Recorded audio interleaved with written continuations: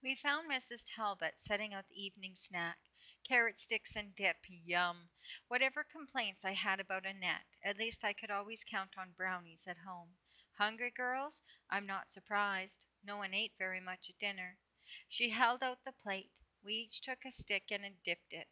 Chloe and I were thinking, Mrs. T, Ray said, about Tori.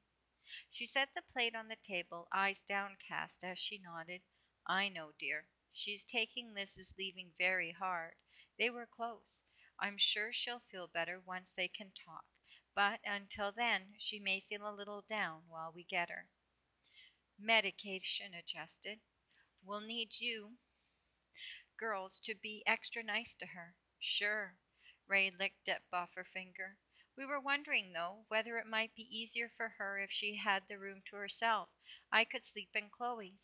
Mrs. Talbot handed Ray a napkin. I don't want to isolate her too much, but yes, she'd probably be happier alone for now. Just for now? The nurse smiled. No, you can move in with Chloe permanently, if that's what you'd both like. While Tori was downstairs watching television, Ray started to move, as if afraid Mrs. Van Dupe or Dr. Gill would veto the change. She handed me a stack of T-shirts.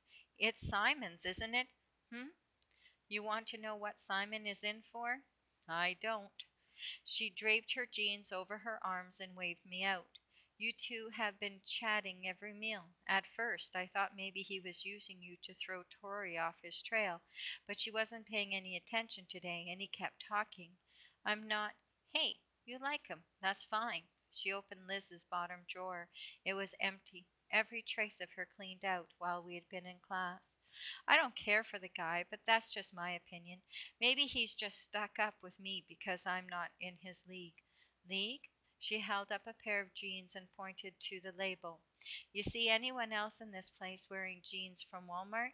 It's a private home. You gotta pay for it, and I bet it costs more than Motel 6. I'm the designated charity case. I. It's cool. You treat me fine. So did Peter and. A somber look around her new room. Liz. Derek's a jerk to everyone, so I don't take it personally. If I'm only getting the cold shoulder from Simon and Tori, I can live with it. That's why I think those two are perfect for each other. But if you like him and he likes you, none of my business. But you're smart to run a background check. She headed back to her old room, me at her heels. My friend's mom did that with a guy she was supposed to marry, found out he had 3 kids he had never mentioned. She grinned over her shoulder. I'm pretty sure Simon doesn't have kids, but you never know. As we finished clearing out her drawers, I considered letting it go at that. But I didn't want her thinking I was the kind of girl who gets into a new place and immediately starts scooping out the guys. If I wasn't ready to tell the nurses about Derek, I should tell someone. That way I'd have backup for my story if I needed it later. It's not Simon, I said as we returned to her room, clothing finished. It's Derek.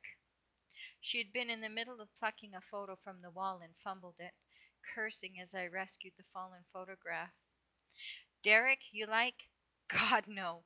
I meant Derek's the one I'm checking out, and not that way. She exhaled and leaned against the wall. Thank God. I know some girls go for the jerks, but that's just nasty. She flushed as she took the picture from me and reached for another. I shouldn't say that. It's not his fault, the whole. She faltered for a word. Puberty smackdown? I grinned. Exactly. I should feel sorry for the guy, but it's hard when his attitude is as ugly as his face. She stopped, photo in hand, and glanced over her shoulder at me. Is that it? Did he do something? Why, does he have a history of that? Depends on what that is. Being rude, yes. A jerk, yes. He ignores us except when he doesn't have a choice, and believe me, no one complains. So, what did he do? I considered my words. I didn't want her to insist I talk to the nurses, so I left out the throwing me across the room part and just said he had been following me, popping up when I was alone. Ah, he likes you. She handed me a photo to hold. No, it isn't like that. Uh-huh. Well, you'd probably rather it wasn't like that, but it sure sounds like it. Maybe you're his type. At my school, there's this guy I like on the basketball team. He's even taller than Derek, but he always goes for tiny girls like you. I took another photo from her. That's not it. I'm absolutely certain of it. She opened her mouth, and I felt a flash of annoyance. Why is it that every time a girl says a guy is bothering her, it's fluffed off with, oh, he just likes you? As if that makes it okay? Seeing my expression, Ray snapped her mouth closed and took down another picture. I said, he freaks me out, and I want to see what his file says, whether there's any reason to be spooked, whether he has, a problem. That's smart, and I'm sorry. If he scares you, that's serious. I didn't mean to make jokes. We'll get the facts tonight. I love you, baby girl.